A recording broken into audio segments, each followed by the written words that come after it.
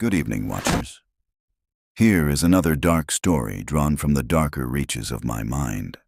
Tonight's account concerns the ancient ruins of a forgotten chapel, a buried object, and a town long lost to time. If these stories find a place among your thoughts, feel free to subscribe. And now, this is how the story was told. This is Something of Nothing. The object was discovered in the winter of 1908, after the flooding of Blackwater Chapel and the collapse of the eastern crypt beneath it. For 3 days the river had swollen beyond its banks, carrying with it uprooted trees, livestock, and once, according to a drunken railway worker, the body of a woman drifting face down beneath the ice with her eyes still open. By the 4th morning, part of the chapel grounds had caved inward, revealing a stairwell of ancient stone descending into darkness older than the church itself. Father Merrow forbade anyone from entering. Naturally, by nightfall, 4 men had already gone below. Only one returned sane enough to describe what they found. Even then, his account altered subtly each time it was retold, as though memory itself resisted holding the shape of it. The chamber beneath the chapel was not built like a crypt. It resembled something far older, circular in structure, with walls of black stone that absorbed lantern light instead of reflecting it. The air was dry beyond reason, untouched by the floodwaters above, and carried the faint odor of extinguished candles and long-sealed graves. At the center of the chamber stood a pedestal, and upon it rested the object. The surviving witness, Elias Harker, described it simply as something. That was the word he used repeatedly. Not a statue, not a relic, not a machine. Something. He claimed the eye could not properly settle upon it. Looking directly at it caused the mind to slide away from detail, like attempting to remember a dream while still inside it. At times it appeared no larger than a child's skull wrapped in dark cloth. At others it seemed vast, impossible, almost architectural. Its surface shifted subtly in color and texture, resembling wet stone one moment and burnt paper the next. Yet all 4 men immediately understood one thing with absolute certainty. It belonged to nobody. No civilization could have made it. No religion could have worshipped it. No purpose could reasonably explain it. And still, every one of them desired it. Not greedily. Worse, reverently. Harker confessed that the moment he looked upon the object, he felt as though every grief he had ever carried had suddenly acquired meaning. The death of his daughter, the slow decay of his wife, the years wasted in bitterness and drink. All of it seemed, for one terrible instant, necessary, beautiful even. The others reacted differently. One man fell to his knees in tears. Another laughed uncontrollably until blood vessels burst in his eyes. The third reached toward the object and whispered over and over, "I remember now," though afterward he could not explain what he supposedly remembered. The next morning the chapel bell rang 13 times, despite the rope having been cut years earlier. That same day, the first disappearance occurred. Father Merrow vanished from his quarters sometime before dawn.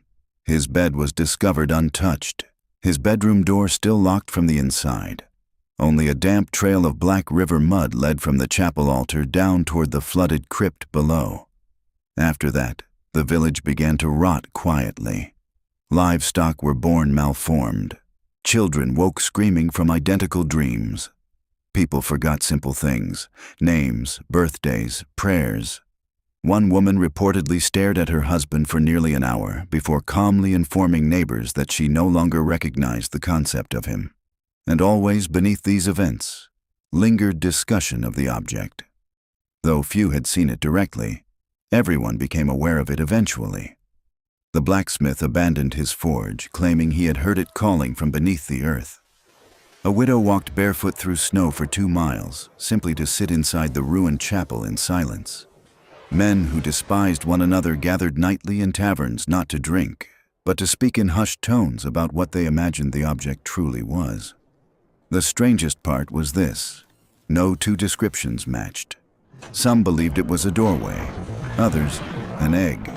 Others still claimed it was not physical at all, but a wound in reality through which thought itself had begun to leak. Yet despite these contradictions, everyone agreed upon the same sentence. It meant everything. Not metaphorically, completely. The villagers stopped tending fields. Business ceased. Even the church emptied. People merely lingered near the chapel grounds as though awaiting revelation. Harker wrote later that the object seemed to feed not upon bodies, but upon significance. It drew toward itself every hidden sorrow, every private longing, every fear of death mankind had ever attempted to bury beneath religion or reason. Standing near it too long produced the horrifying suspicion that ordinary life, work, love, ambition, memory, had merely been distraction from something infinitely larger, waiting beneath the surface of existence. Then, the dreams began. Entire households woke at identical moments, claiming to hear movement beneath their floors. Several villagers reported seeing a figure walking beside the river at night, carrying the object in both hands, like an infant wrapped in black cloth. One child described it best before dying of fever. "It isn't trying to hurt us, it just wants us to understand." By February, the village had changed completely. People stopped speaking unless necessary. Shops remained open with nobody tending them. Candles burned through the night in windows where no one slept. Some villagers wandered the streets after midnight as though listening for distant instructions carried beneath the earth. Others stood silently beside the frozen river for hours at a time, staring into the black water without explanation. And still the object remained below the chapel, waiting. On the final night before Blackwater Village was abandoned entirely, Elias Harker returned alone to the crypt, carrying a revolver, a lantern, and several pages of scripture torn from the chapel Bible. He intended, according to the fragmented journal recovered afterward, to destroy the thing or else prove to himself it was nothing more than mass hysteria born from grief and isolation. He descended shortly after midnight. He was never seen again. But the journal was later discovered at the crypt entrance, its final page covered in hurried writing that deteriorated almost into scratches near the end. The last passage read, "It has no shape because it is every shape waiting to happen. It belongs to nobody because there was never anything before it to claim ownership. God does not fear hell. Hell fears this. I think now that all human love, all religion, all art and suffering exists for one purpose only, to protect the mind from recognizing it fully. It is not evil. That is what makes it unbearable." The final line was written so violently the paper had nearly torn through beneath the ink. Something of nothing that belonged to nobody but meant everything to everyone.